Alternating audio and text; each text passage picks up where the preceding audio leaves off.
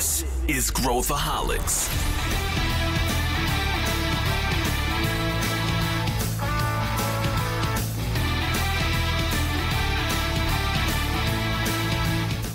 Olá pessoal, aqui é Pedro Weingärtner, sou CEO da ACE e esse é Growthaholics, o podcast para quem adora inovação e empreendedorismo. Se você tem acompanhado as notícias, recentemente algumas pessoas se surpreenderam pelo apetite de algumas empresas na compra de empresas de mídia. Pois é, algumas empresas que não são do setor estão adquirindo empresas de conteúdo, como Magalu, comprando o Jovem Nerd, ou a Centauro comprando o canal Desimpedidos. Lá fora a gente também vê o HubSpot comprando o newsletter The Hustle. Neste episódio a gente vai discutir por que isso está acontecendo, será que faz sentido para as empresas comprarem, será que outras empresas também poderiam se beneficiar desse movimento? E mais, qual que é o futuro do jornalismo nesse contexto?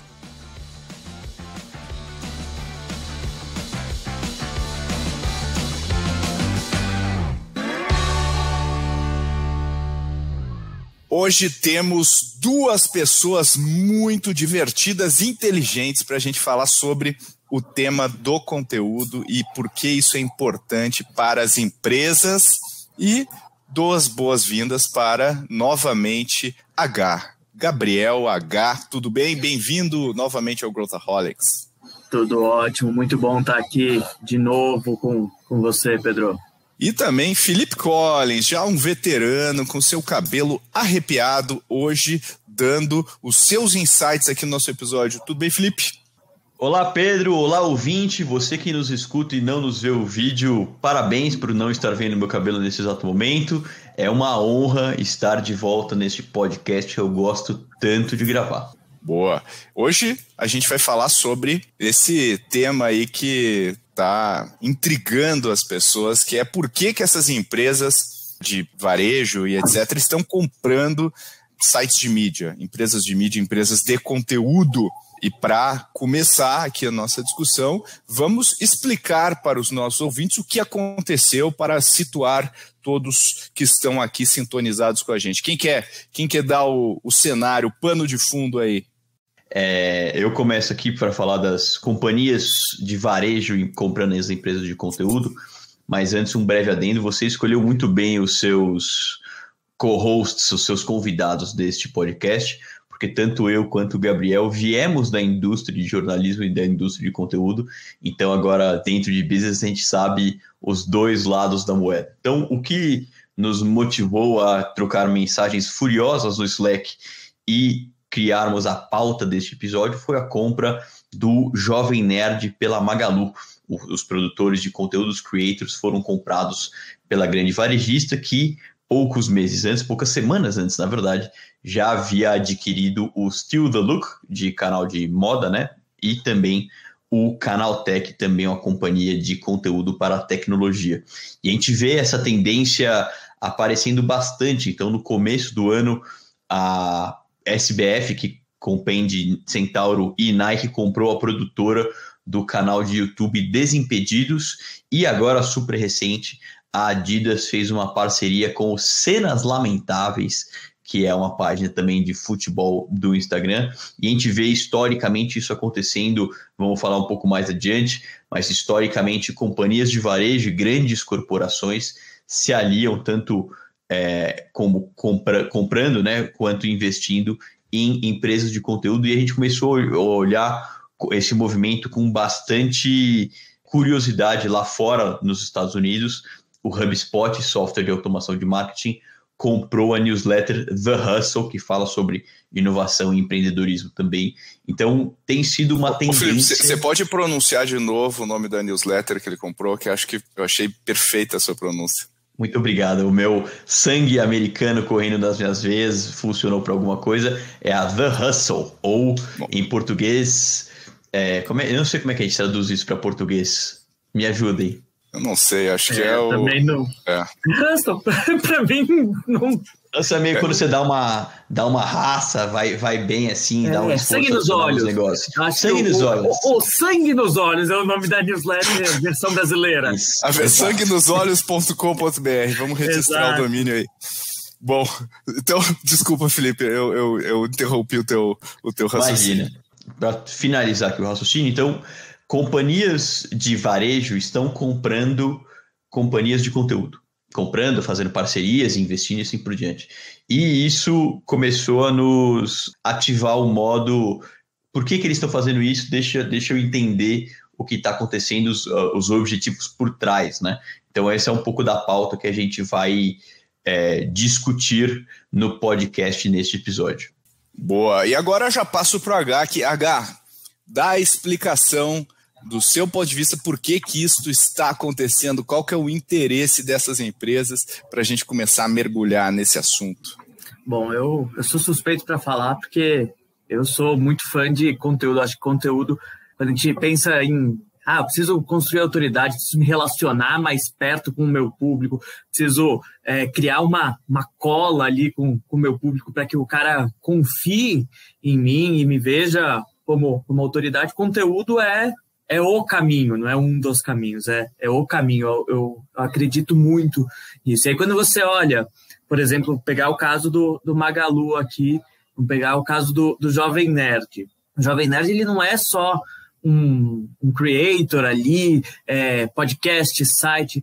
Ele é muito mais do que isso. O Alexandre, que é o Jovem Nerd, né, que é um dos protagonistas ali do site, ele está sempre nas listas dos mais influentes entre os jovens brasileiros. Ele saiu, acho que ano passado, no ranking dos 5 brasileiros mais influentes entre os jovens. Ele é um cara que conecta muito com um público específico, um público nichado. Meu pai não conhece o Jovem Nerd, mas entre os jovens, os geeks, principalmente, né, nesse nicho dos jovens, ele fala diretamente.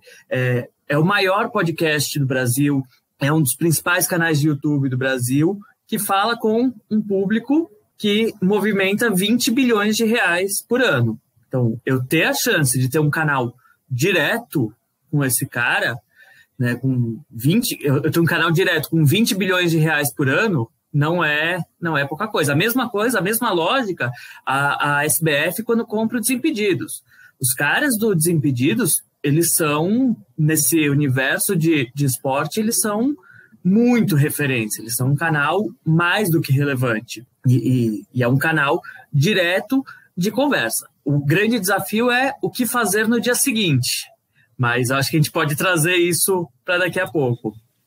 O H falou um ponto interessante de audiência, ele deu alguns números, mas vale ressaltar que nesses casos, quando a gente está falando de creator, então o Desimpedidos, Jovem Nerd, Steal the Look, etc., não é só o número de pessoas que assistem, de pessoas que consomem o conteúdo, é também uma relação mais próxima, relacional mesmo, que tem entre creator e o seu público. É um público muito mais fiel, muito mais engajado, que costuma participar muito mais, e com isso você aumenta a probabilidade de tanto falar sobre produtos quanto de entender o público melhor, entender as demandas dele e ver como é que você direciona ofertas, promoções ou comunicação para eles.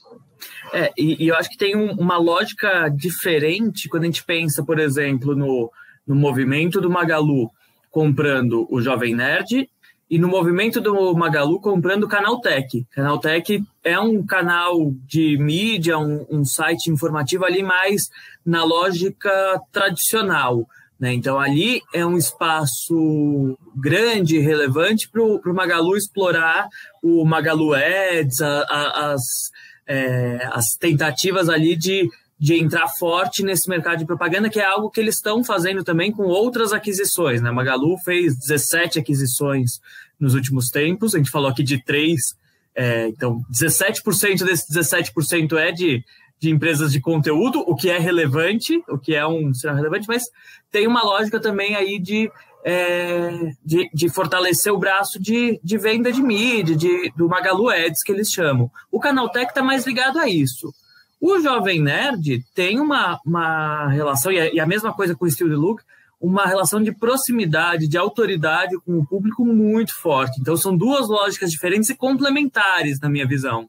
Eu fico... Depois a gente entra assim nas consequências que essas compras vão ter no conteúdo, no médio e longo prazo, que eu acho que é legal a gente falar. Mas o que eu fico pensando aqui é como que é a tomada de decisão na hora da aquisição? Será que o cara pega o Analytics e vai olhando quais olha os modelos de atribuição lá que calcula o que é o último clique, o que é o primeiro clique, e fala, pô, esses caras aqui, a gente gasta, sei lá, tanto de mídia com eles hoje, se eu gastasse mais, sei lá, 2, 3 vezes isso, eu conseguia comprar o canal, sei lá, não sei se essa é a conta, mas eu conseguiria comprar esse cara, e aí eu faço uma aquisição que também vira uma fonte de receita, né? Quando a gente olha a Amazon hoje, o mercado, o Amazon Ads, né, a parte de publicidade da Amazon, que é basicamente vendedores comprando anúncios para destacar o seu produto lá dentro, é um negócio de mais de 15 bilhões de dólares, o que seria maior do que qualquer empresa de mídia brasileira. Então, como é que vocês enxergam o processo de tomada de decisão sobre isso, Felipe Collins? Eu acho que tem 2 ângulos aqui, né? Tem o processo mais frio e racional, como operam as áreas de fusões e aquisições, como operam as áreas de M&A. Então, eu já ouvi em alguns deals, faz 1 ou 2 anos, então pode estar um pouco desatualizado, que um canal de conteúdo ele é precificado a 5 vezes receita. Então, você tem uma lógica mais racional aqui de precificar com quanto que eu pagaria versus quanto que de mídia, né? Quanto que eu pagaria para investir nesse canal para conseguir me comunicar com o público dele, versus o quanto que custa comprar uma fatia ou a totalidade daquele mesmo canal. E ainda nesse sentido, quando você está operando por dentro, assim, não só comprando mídia geralmente é encarado como uma interrupção, por mais que seja publi editorial o conteúdo. Quando você opera por dentro, ou seja, o creator está com os interesses alinhados ao seu, a sinergia é muito maior, então você tem um aumento de taxa de conversão.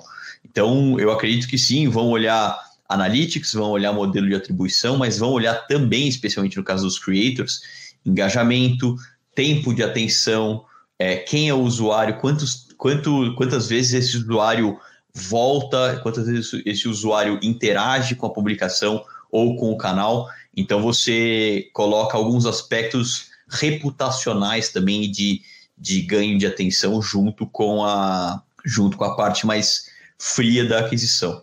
Fazendo o paralelo lá fora, o The Hustle, de novo a minha pronúncia de The Hustle, ou Sangue no Zóio na versão brasileira que a gente ainda vai criar, foi comprado por aproximadamente, fontes dizem, né, eles não falaram o valor da transação, mas 27 milhões de dólares, sendo que não é uma newsletter massiva, não é um veículo de comunicação massivo, mas eles têm uma atenção de um público super seleto e direcionado, e é uma atenção que as pessoas costumam voltar e costumam engajar com aquele tipo de conteúdo. Então, tem-se um prêmio sobre o valor da aquisição. Então, a gente tem um compêndio de métricas tradicionais de M&A com métricas mais de audiência e de engajamento e de atenção. E a gente está vendo esse fenômeno começar no Brasil. A gente provavelmente, quando a editora Abril ali foi desmantelada, era uma Black Friday do conteúdo, né? Tinha conteúdo para todo mundo. E você acha que as empresas deveriam ter ficado atentas a isso e talvez investido? E você acha que, além do varejo tradicional, por exemplo, uma empresa como a Natura comprando uma revista de beleza, né, a gente está vendo o mercado financeiro também, né, a Infomoney com a XP, a Exame com o BTG. Como é que você vê a tendência aí dessas compras e você acha que é um bom negócio? Vamos começar por aí. Vamos começar pela parte mais difícil, então, né? Se é um bom negócio, esse é o ponto mais delicado. Depende muito do que a empresa está buscando. Se a empresa estiver buscando rentabilidade pura e simples, fazer dinheiro com a empresa de mídia, ali, com a empresa de conteúdo, não é um bom negócio. Você comentou aí sobre a Abril, que foi desmantelada, eu vivi isso por dentro, uma parte, começo da desmontagem da Abril.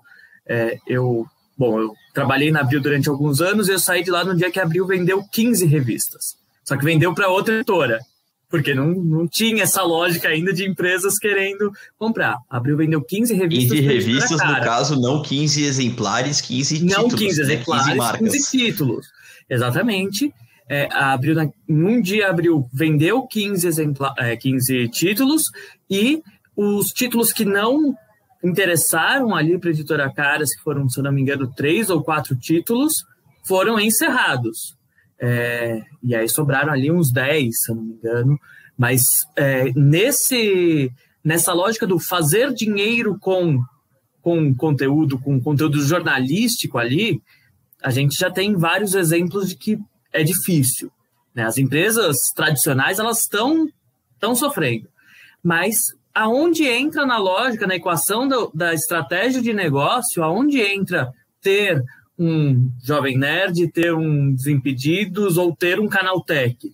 Putz, eu tenho um canal de publicidade forte, que vai além, não vou ficar vendendo anúncio igual as empresas tradicionais de conteúdo, vendem anúncio ali no 1 para 1, de forma zero escalável.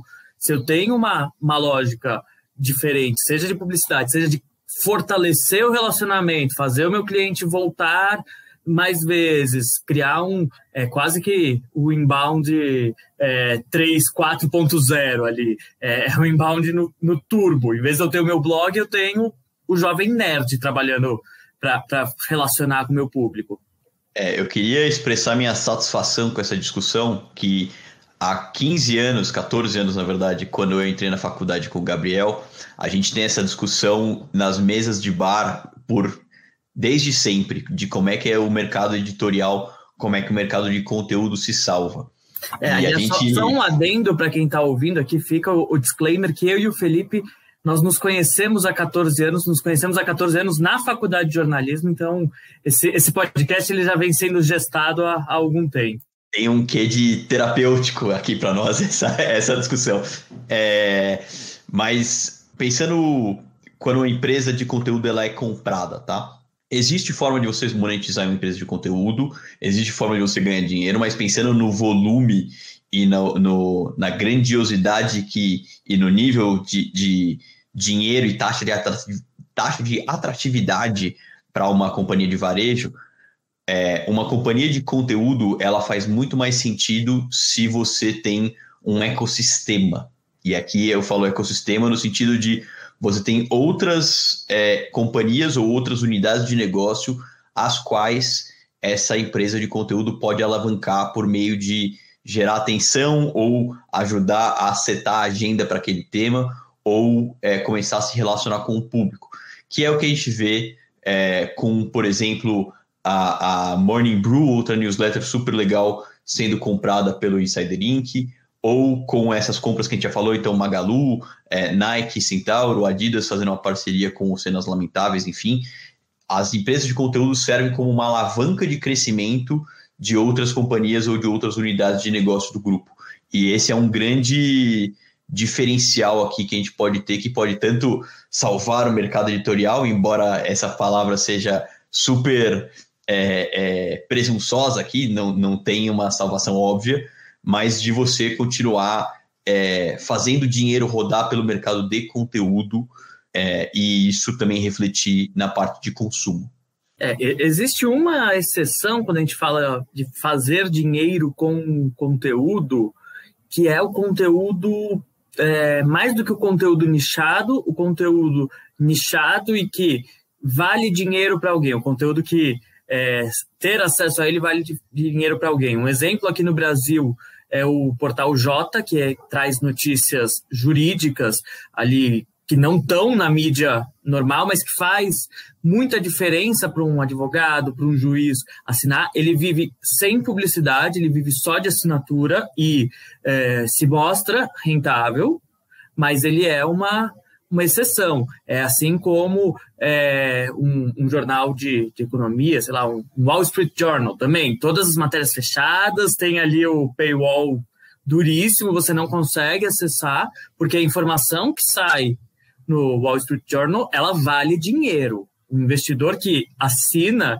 o Wall Street Journal, se lê com atenção, ele vai tomar decisões muito mais corretas e maduras. Então, se eu tenho um conteúdo que vale dinheiro, beleza, eu posso olhar ele como um negócio tradicional.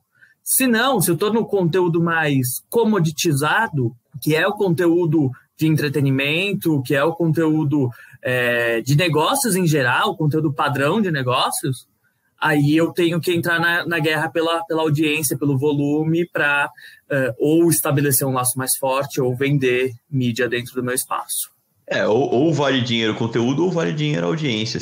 Aqui é meio ovo e a galinha a nossa dicotomia, né? Se a gente for olhar, né, tentando extrapolar o raciocínio, os varejistas, vamos pensar numa Magalu. Quantas vezes por dia eu penso em Magalu, abro o app da Magalu e faço alguma coisa? Deve ser talvez 0, né, ou meia. Numa semana eu olho, sei lá, 2, 3 vezes um bom user.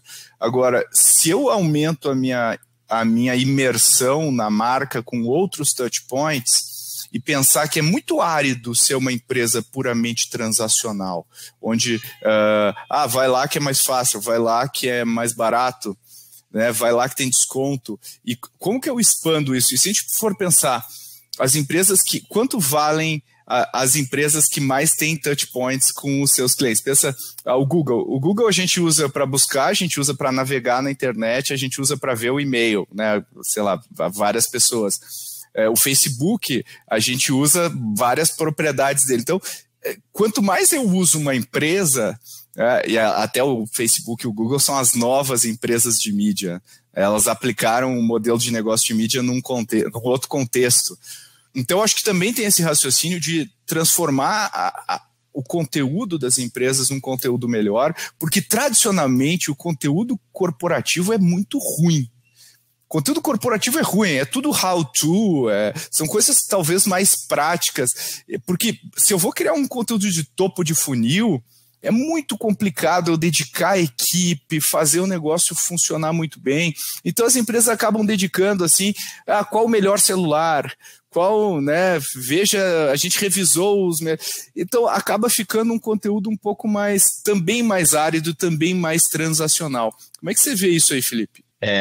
Você tocou num ponto interessante, né? Seja com empresas de conteúdo próprias, né, nascidas, originárias de conteúdo ou não, a estratégia de criar e difundir conteúdo como parte de canal de aquisição, ela já está comprovada. Então você vê aqui avanço de inbound marketing, avanço de empresas lançando podcasts como este, como muitos outros, blog, canal de YouTube, etc. Então você se comunicar com o público já foi comprovadamente acertado como estratégia de aquisição e de relacionamento.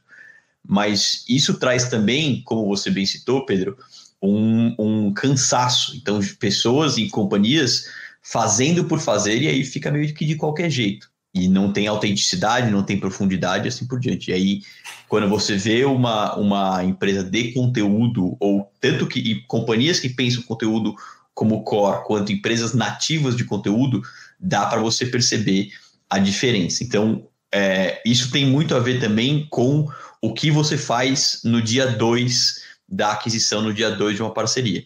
Se você compra um canal de conteúdo e a partir de agora ele vira um canal de propaganda tua, você está jogando fora o teu ativo, basicamente.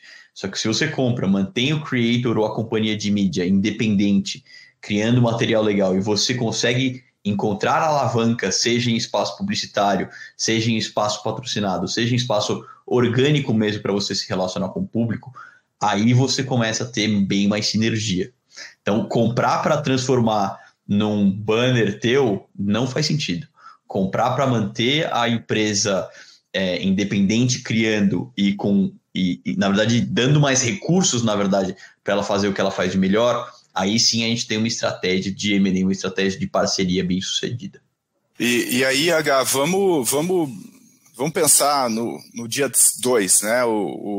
Essas empresas compraram aí o Jovem Nerd e afins. E aí tem aquele paradoxo, né? Quanto mais que nem o Felipe falou, quanto mais eu quiser monetizar esse canal, mais eu torno esse canal inútil, né? Quer dizer, então eu tenho que conseguir manter um conteúdo de alta relevância e, ao mesmo tempo, eu preciso monetizar de alguma maneira. Para uma empresa que compra, eu posso pensar o seguinte: poxa, esse negócio aqui ele vai ser autossustentado, né, com a sua própria receita, então o meu gasto é marginal e, ao mesmo tempo, ele vai gerar mais oportunidades para mim. Então, como é que você vê uma estratégia bem sucedida do dia 2 para frente, né? E se existe uma tendência da gente destruir valor se a gente não olhar isso com muito carinho? Como é que você vê? Se não fizer de uma forma organizada ali, se não fizer de uma forma... Se a empresa que comprou a empresa de conteúdo não entender de conteúdo, não entender o valor do que está comprando, né? Se achar que está comprando só a audiência pela audiência, com o tempo isso vai erodindo e acaba.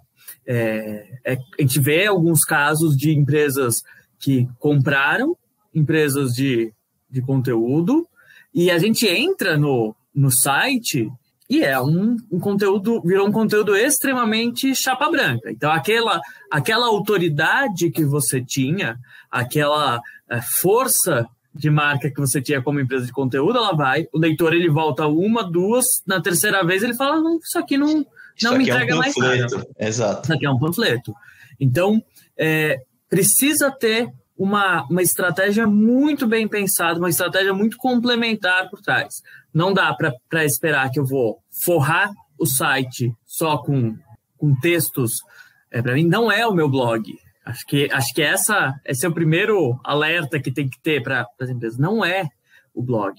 Ele é um canal de comunicação direto. Você vai até começar a criar serviços complementares, o ecossistema, como o Felipe comentou, para você incluir esse ativo de conteúdo dentro da jornada do cliente. Você não vai...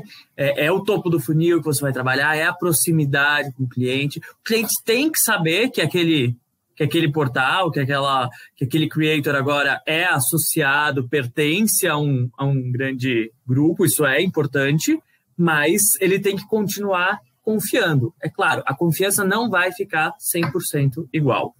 Não tem como garantir que vai ficar 100% igual. Toda vez agora que o Jovem Nerd falar de celular, eu sei que o Magalu... ou vou desconfiar, pelo menos, que o Magalu está com Você é um cara desconfiado, hein, Gabriel? Eu sou um cara desconfiado. Está com interesse em vender mais celular naquela semana por algum motivo. E Felipe, também tem esse lado aí que a gente está acompanhando aí com muita atenção, né, eu falei que as marcas são muito ruins em conteúdo geralmente, com raras e honrosas exceções, como o Red Bull, que se criou através do conteúdo em termos de marca, mas a gente está vendo agora... fala muito pouco sobre o produto, né? É verdade. Red Bull, GoPro, aliás, sigam no Instagram. Inclusive parceria das duas, né? E eu acho isso aí uma tendência legal, e se a gente for ver agora, recentemente, né, aquela empresa da Gwyneth Paltrow fez uma série no Netflix. A gente viu também o Headspace, que é um app de meditação, criar uma série no Netflix também. Então a gente está vendo esses intercâmbios aí de canal e conteúdo. Como é que você vê também isso? Porque essa também é um outro lado da mesma moeda. Se a gente olhar os dois eixos, que é aquisição de clientes e fortalecimento da marca, esses dois elementos também são reforçados nesse outro tipo de estratégia. Como é que tu enxerga isso, Felipe? Eu acho que, dado o contexto de sociedade que a gente está hoje, toda empresa é uma empresa de conteúdo. Não tem exceção. Você faz parafuso, você faz curso, você faz logística e frete, você faz inovação. Você é uma empresa de conteúdo. Seja conteúdo próprio, ou seja, você institucionalmente criando e participando, seja conteúdo gerado pelo teu usuário. Então, todo mundo com um celular, todo mundo virou emissor de mensagem no Instagram, no TikTok, no LinkedIn, Então, conteúdo de employer branding, conteúdo sobre o teu produto. Se você jogar o nome da tua empresa no Google, no YouTube, certamente vai ter alguém usando o produto. Seja um unboxing de brinquedo, como fazem os filhos do Pedro e ganham milhões de dólares com isso. Se não fazem ainda, deveriam fazer. Não, eles consomem os unboxing do mundo inteiro, é impressionante. Quando eu pego meu filho, ele tá lá vendo alguma criança desembrulhando uma coisa caríssima em algum lugar do mundo. Curiosamente, a pessoa que mais ganhou dinheiro no YouTube nos últimos 2 anos tem menos de 12 anos de dinheiro de receita. Então, a gente vê... Tem canal do YouTube que fala eu estava analisando recentemente com os nossos amigos da Randon um pouco do ecossistema de logística, que fala sobre logística e frete para o caminhoneiro e tem uma audiência super engajada e específica.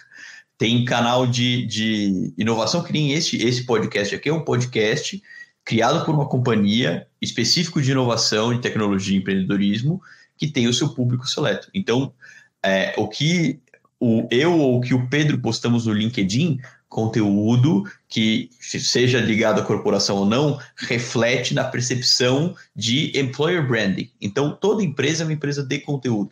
Resta saber se você vai conscientemente tomar a rédea desse conteúdo, e aí você pode criar com próprios esforços de equipe de marketing e de conteúdo, ou se você vai, não são excludentes, se você vai se aliar a creators, se aliar a canais de conteúdo, sejam eles micro-influenciadores, sejam eles canais próprios de conteúdo, para você ajudar a pautar a agenda, ajudar a difundir a sua mensagem. O H tá pipocando na cadeira, ele tá louco para falar? Acho que não. Então, eu acho super interessante essa provocação, e eu acho que ela vem junto com a total falência do modelo de negócios de mídia tradicional. Quando a gente pega a mídia tradicional, que ganhava dinheiro com anúncios lá atrás, e se a gente for pensar, é um mero acidente o fato da mídia tradicional ganhar dinheiro com anúncios, porque algum dia alguém falou assim, peraí, vamos botar um anúncio aqui no jornal, e isso acabou se tornando uma verdade absoluta através da história, ao longo da história. E a gente viu que não funciona mais, porque o que leva à tomada de decisão, o que leva à construção da marca, está muito mais relacionado ao que eu faço. Então, aí as empresas de mídia social, né, o Facebook que vende você e o Google que vende o contexto do que você quer, acabam sendo muito mais eficazes para os anunciantes, e o dinheiro migrou de um para outro. A gente ainda vê empresas de mídia mais tradicionais que têm ainda muito alcance, né, tipo as grandes emissoras de TV e tudo mais, mas a gente sabe que esse modelo também está com os dias contados, não vai, pelo menos não como está configurado hoje, a gente vai ver esse modelo acontecendo. E se a gente for tentar entender né, o que está acontecendo na mídia como um todo, né, o H falou do Washington, do Wall Street Journal, falou o New York Times, é um cara que hoje a receita de assinantes dele é maior do que a receita de publicidade da empresa, o que não é bom necessariamente, porque a receita não é muito grande, tem churn, aí a gente tem que lidar com outros fatores de assinatura, que eles sempre lidaram, mas hoje, quando se torna a fonte primária de receita, é mais complicado. Então, a minha pergunta, antes da gente ir para o próximo tópico aqui, o que vai acontecer nos próximos anos com esse mercado, H, e qual que é a tua percepção sobre todo esse movimento que eu falei? Eu acho que a gente tem um ciclo, na verdade, né? O jornalismo e a publicidade acabaram virando irmãos siameses por acaso, como você comentou, e aí no que o mercado de publicidade sofreu uma disrupção gigantesca, que você conseguiu começar a fazer anúncios de forma muito mais escalável e precisa, o jornalismo sofreu. O jornalismo sofreu, ele perdeu a principal fonte de renda, ele perdeu a qualidade do produto editorial desabou a qualidade, se você for comparar o tamanho das redações que eram, tudo isso foi se desmanchando, começou a diminuir o público, portanto, por mudança de comportamento e essa queda de qualidade, ficou ainda menos interessante para o anunciante e vai nesse ciclo. É uma bola de neve gigantesca.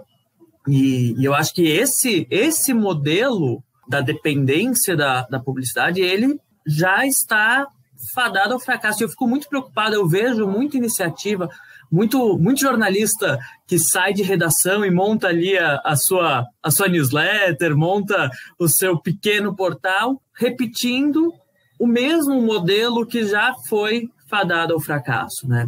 Então, como que a gente traz um modelo mais parecido com o do New York Times atual e não o do New York Times de 20 anos e lida com os desafios do New York Times atual, que a rotatividade da base é bizarra, né? O grau de cancelamento, que eles veem, né, ali o primeiro mês a $1, depois passa... Assim, então, eles têm um churn altíssimo. Como que eu crio um novo modelo de negócio que não dependa de um mercado sobre o qual eu não tenho controle? Como que eu crio um modelo de negócio de um mercado que eu possa também participar da disrupção dele e não ser vítima da disrupção? Aquela pureza editorial que a gente tem, assim, que a gente abraça as nossas convicções, está dando lugar a seguir o zeitgeist, né? Seguir o que as pessoas, porque isso dá mais clique, dá mais acesso. Então, a gente até consegue ver, por exemplo, a mudança editorial do New York Times ao longo do tempo, quando eles estavam mais preocupados no passado em criar um conteúdo assim de primeiríssima linha, e agora eles têm que se preocupar mais em agradar a sua audiência que assina, porque é a sua fonte primária de receita. Então a gente vê um shift no conteúdo e, para mim, isso acaba também trazendo uma falta de confiança do público em relação à mídia, né? Antes, no passado, a gente não questionava muito. Hoje a gente fala, não, mas isso aqui, o que está por trás dessa matéria? E eu acho que isso acaba ficando, dando também espaço aos independentes por fora, né? Quer dizer, aquele cara que tem um blog, aquela pessoa que criou um conteúdo específico, né? Como é que você vê isso aí, H? Eu acho que tem um ponto bem interessante dessa comoditização, né? Porque antigamente, quando a gente comprava jornal em banca, você ia lá, podia decidir, hoje eu vou comprar Folha, amanhã o Estadão, ou se eu gostasse muito de uma linha editorial, eu assinava. Hoje, a disputa pelo bolso, a disputa que o New York Times faz pelo meu bolso é a mesma, tá no mesmo bolo que o Netflix e que o Spotify, tudo tá saindo ali do mesmo bolso, sendo que eu tenho o mesmo conteúdo básico, eu tenho ele de graça em muitos lugares. Então, eu acho que o que está faltando, o que falta muitas vezes é entender como que eu, empresa de conteúdo, vou além de forçar o cara a ler mais de 5 conteúdos para aparecer o paywall ali e eu oferecer $1. Porque para fazer ele ler 5 conteúdos é fácil. Eu vou no Zeitgeist, faço o clickbait tradicional e eu vou até a audiência. Tente não sorrir.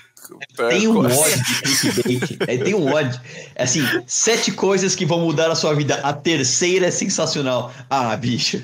Veja como está ali a atriz Lídia Bronte hoje em dia. Essa pílula vai te fazer perder 90 quilos. Exato. A foto aquela família que tirou a mesma foto durante 40 anos, tente não chorar com a última. Na última, depois de 50 fotos, né? Exato. Mas o que você colocou, Pedro, de você direcionar pela audiência, é uma discussão que nas mesas de bar de amigos jornalistas como nós aparece há anos. E dentro do meio de comunicação tem um pouco de desconfiança do tipo, essa é uma empresa comprada por uma corporação, essa é uma empresa comprada por uma outra companhia, né? Uma empresa de mídia comprada por uma companhia tradicional, então eles vão falar bem dessa empresa. Mas eu acho que você consegue fazer uma separação entre linha editorial e publicidade, e você consegue separar o que é espírito crítico de comunicólogo com o que é engajamento de audiência. E eu trabalhei há uma dúzia de anos aqui em grandes portais de redação em economia. Então, abre a bolsa, fecha o dólar, ata do Copom, etc. Dava final do mês, meta de acesso para bater, uma empresa independente de mídia, era ilhas, carrões, mansões e esposa de bilionário. E galeria de foto, porque cada foto dava um clique. Então, o ser humano intrinsecamente está sujeito aos incentivos aos quais ele está exposto. Seja ele por audiência, seja ele por receita de algum outro modelo de receita. A chave está no modelo de receita especificamente. Se você vai por audiência, se você vai por engajamento do público, se você vai por clique, se você vai por paywall. Então, essa costura de modelo de receita é crucial para você garantir determinar o sucesso de uma companhia de mídia. Se você vai pela atenção e pelo engajamento, como foi o caso dessas empresas recentemente adquiridas, você tem uma chance maior de ter uma convivência melhor entre o que é negócio e o que é conteúdo com espírito crítico. E tem um ponto que com esse esvaziamento ali da audiência pela audiência, né? Os carrões dos milionários, as ilhas onde eles passam as férias, você bate a meta de audiência, mas você não tem aquela ligação com o leitor, com o usuário, com o cliente, que é o que um Jovem Nerd, um Desimpedidos, um Cenas Lamentáveis, esses creators, eles têm. Então, não é de se estranhar quando a gente olha as empresas que estão sendo adquiridas, elas são muito mais as empresas que têm um conteúdo que não é o conteúdo padronizado ali, não é o conteúdo de commodity. É o cara que estabelece uma relação real com o público. São raras as exceções das empresas que estão sendo adquiridas com conteúdo padrão. Algumas empresas que têm conteúdo padrão, digamos assim, no sentido de mais democrático, elas também são amplamente atrativas. Então, Time, o grupo da Time tem Fortune, Sports Illustrated, etc., que se reinventou e teve o aporte da Salesforce. A companhia comprada pela Amazon, pelo Jeff Bezos especificamente, que é o Post. Ou aqui no Brasil, a gente tem empresas de mídia recentemente compradas por outras, então H&G comprando a NZN, que é Tecmundo, Debrief, etc. Ou até um que a gente acompanha muito de perto, o BTG Pactual comprando em dezembro de 2019 a Exame. Essas companhias com conteúdo, tem bastante conteúdo diferenciado, mas o volume de tráfego mais noticioso, elas servem também para você levar um tráfego absurdo, que seria absurdo no sentido de gigantesco, para as suas plataformas de comunicação, e aí você consegue, sinergicamente, que a gente explicou um pouco antes nesse episódio, ter um ganho estratégico muito relevante, muito grande, por você estar próximo e se comunicando com uma massa crítica muito grande de pessoas. Mas tem um ponto adicional, Felipe, que esses veículos que têm esse volume absurdo de leitores e que estão sendo adquiridos, eles construíram essa reputação em geral ao longo de anos, na época em que o jornalismo ainda dava algum dinheiro, ali que as empresas de conteúdo ainda se beneficiavam da lógica antiga, elas construíram uma reputação. Então, o Washington Post derrubou presidente nos Estados Unidos. A Exame acompanha a economia brasileira, explica a economia brasileira há 50 e alguns anos. Então, elas construíram isso em cima de alguma coisa. Quando a gente pensa em quem construiu ali de uma forma menos... Tinha audiências brutais, mas de uma forma menos concreta, as próprias empresas de conteúdo foram, ao longo do tempo, encerrando vários desses produtos. O caso clássico, falecido Ego, do Grupo Globo, era um site com uma audiência brutal, mas totalmente desconectado do cliente, né? Não tinha Caetano Veloso estaciona carro no Leblon. Exatamente. Então, não tinha um motivo para a pessoa entrar ali e construir a autoridade. O Ego não construía a autoridade. E é isso que as empresas estão atrás. Vocês acham que ainda é verdade que quem controla a mídia tem o poder? Isso é verdade hoje em dia ou não mais? Porque a gente vê esses bilionários que a gente está acompanhando aí nos Estados Unidos, aparentemente bilionário de tech nos Estados Unidos tem três paixões depois que não tem mais o que comprar, que é comprar veículo de mídia, né? Comprar time de esporte, de futebol, de basquete e tal, e agora, mais recentemente, comprar foguete. Então, o que vocês acham? Vocês acham que essas pessoas acabam tendo mais poder ou é só um hobby aí que a gente vai ver? Qual que é a visão de vocês? Eu acho que se eu fosse bilionário, eu compraria um time de esportes, um veículo de mídia e um foguete para começar, porque deve ser divertidíssimo você falar o que você quem não, né? Quem não compraria um foguete? Mas eu acho que o ponto é o efeito nocivo aí disso. Existe ou não? Ou porque no passado os Chateaubriands da vida, o Hearst, né, que inspirou o Cidadão Kane, e a gente vê lá como esses caras eram magnatas, né? Mesmo aqui, né? O Tivita e tudo mais.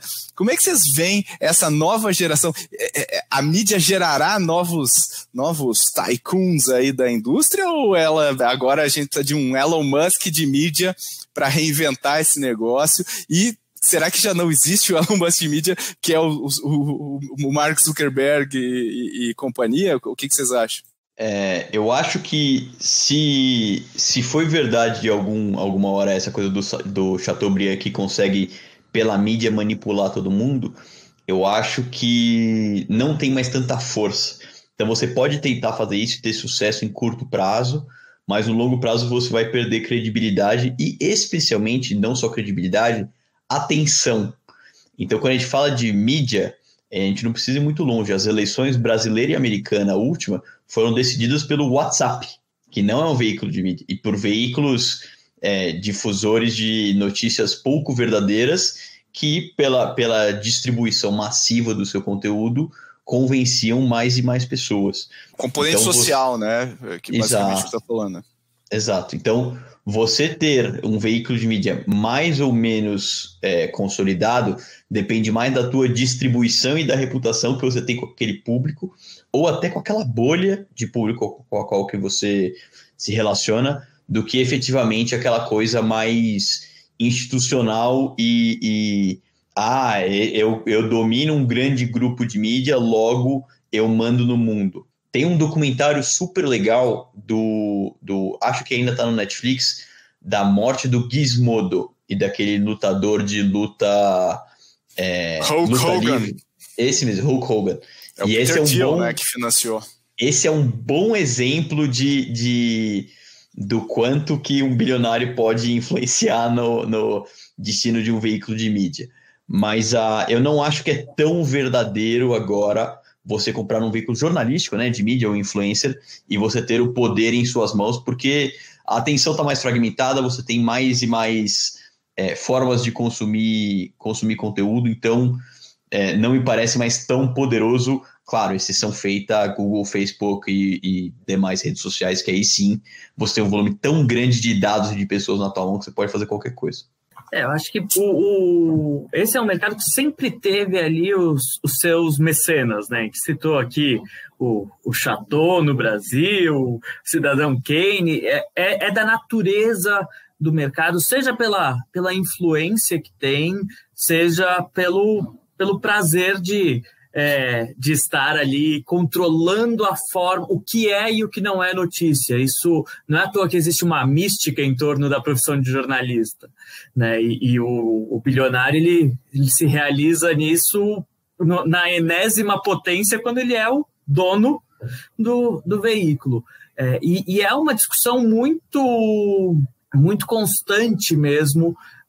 Qual que é o limite aí que a gente consegue estabelecer, né? Aqui no Brasil a gente teve recentemente o Fred Trajano comprando também na pessoa física, né? Comprando uma participação no Poder 360 e, assim, ninguém sabe exatamente qual que é a clareza desse muro que se estabelece. O caso mais dessa última geração, o caso mais documentado que tem é o Bezos com o Washington Post.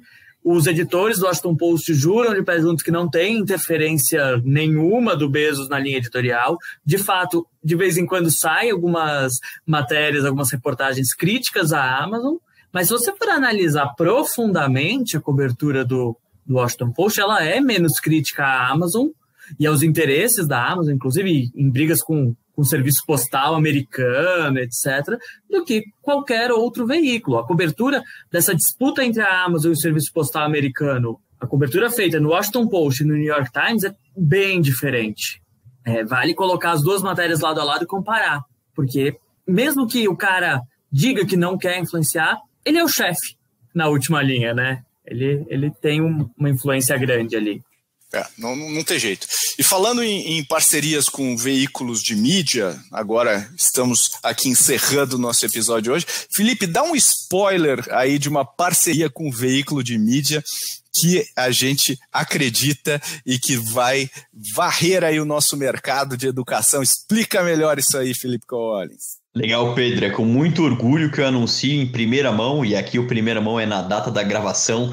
Talvez quando vocês estiverem escutando esse podcast já tenha saído em outros lugares, como por exemplo na própria Exame, mas eu queria anunciar aqui a criação da Future Dojo, uma empresa de educação, uma joint venture entre ACE e Exame, sim, a mesma Exame a qual a gente veio falando ao longo deste episódio, e esse é o caso contrário. Em vez de uma companhia tradicional comprando uma empresa de mídia, é o caso de uma companhia de mídia se aliando à ACE para construir uma companhia para atacar o mercado de educação. Então, quando a gente fala de educação aqui, eu estou falando de inovação, empreendedorismo, negócios, liderança, gestão, métodos ágeis. Future Dojo vai atacar com bastante diligência e experiência dojo. Aliás, dojo, em japonês, local do caminho, não só um lugar onde você vai praticar artes marciais, mas também que você vai para ter aprendizado imersivo e prático, porque no final você sai aprendendo não só a teoria, mas a golpear, né? Então, lançamos Future Dojo neste episódio oficialmente para entrar no mercado de educação para inovação, negócios e empreendedorismo. Se você está interessado nisso, siga @FutureDojo no Instagram, e nos links deste episódio você vai ter algumas surpresas. E eu estou pegando, inclusive, o time de produção do podcast de surpresa, mas você vai ter algumas surpresas super legais para já imergir no nosso conteúdo. Professor Collins, agora sim, agora entro no dojo e faço o meu sinal aqui oriental de cumprimento ao trabalho que vocês estão fazendo. Então, já em primeira mão aqui, a gente está lançando uma empresa nova e eu queria agradecer os dois caras que inclusive estão juntos nesse projeto, que é o Felipe e o H. Obrigado pela participação, foi muito divertido. Eu ficava mais uma hora falando isso, que é um assunto que eu também gosto, quase uma mesa de bar aí. Muito obrigado pela participação de vocês. Tenho certeza que o pessoal que está ouvindo tirou algumas coisas muito interessantes para pensar, pelo menos. Então, muito obrigado, Felipe Collins. Valeu, Pedro. Você protagonizou aqui a discussão que segue regada a cervejas e petiscos há 15 anos, pelo menos, do futuro do mercado editorial. Então, acho que esse episódio vai ter uma grande audiência, porque é uma dor latente aqui para todos nós. E é sempre um prazer inenarrável participar deste podcast. Muito obrigado. E, H, mais uma vez, obrigado pela sua participação. Espero que esse episódio, ainda inconclusivo, dê origem a novas discussões sobre esse tema.